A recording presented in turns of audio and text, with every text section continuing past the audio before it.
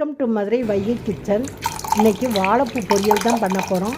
அதுக்கு அந்த வாழைப்பூவை நடுவில் உள்ள நரம்பெல்லாம் நீக்கிட்டு அதை கழனியில் போட்டுக்கலாம். கழனியில் போட்டால் நல்லா வெண்ணிறமாக இருக்கும்.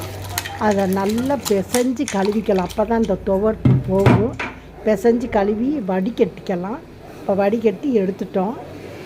இப்போ அதை தாளித்து விட்டுக்கலாம். இப்போ அதுக்கு வேண்டிய எண்ணெயை ஊற்றிக்கலாம். எண்ணெய் காயட்டும். கடுகு, உளுந்து, கடலைப்பருப்பு கொஞ்சம்,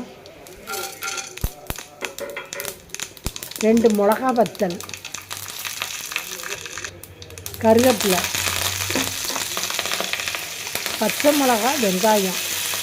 கடுகு பொரிஞ்சிச்சுன்னா போதும். வெங்காயம் எல்லாம் லைட்டாக வதங்கினாலே போதும். கண்ணாடி பதமாக பொரியணும்னு அவசியம் இல்லை. அதை கிண்டி விட்டுக்கலாம். இப்போ நம்ம வாழைப்பூ அலசி வடித்து வச்சுருக்கோம். அதை போட்டுக்கலாம். அதை போட்டு கிண்டி விட்டு உப்பு போட்டுக்கலாம்.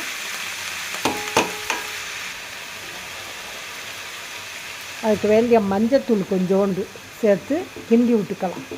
தண்ணியெல்லாம் ஊற்ற வேணாம். அதே தண்ணியே போதும், வெந்துடும். அதனால் மூடி போட்டு வேக வச்சிடலாம்.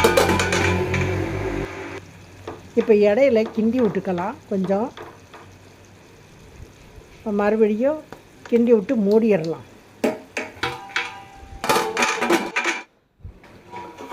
இப்போ மறுபடியும் எடுத்து இப்போ தண்ணியெல்லாம் நல்லா வத்திருச்சு, நல்லா வெந்துருச்சு. தேங்காய் திருகி போட்டு இறக்கிடலாம். இப்போ வாழைப்பூ தேங்காய் போட்டு கிண்டி விட்டுக்கலாம். இப்போ வாழைப்பூ பொரியல் ரெடி. லைக் பண்ணி, ஷேர் பண்ணி, சப்ஸ்கிரைப் பண்ணுங்கள். அடுத்த வீடியோவில் பார்ப்பேன். தேங்க்யூ.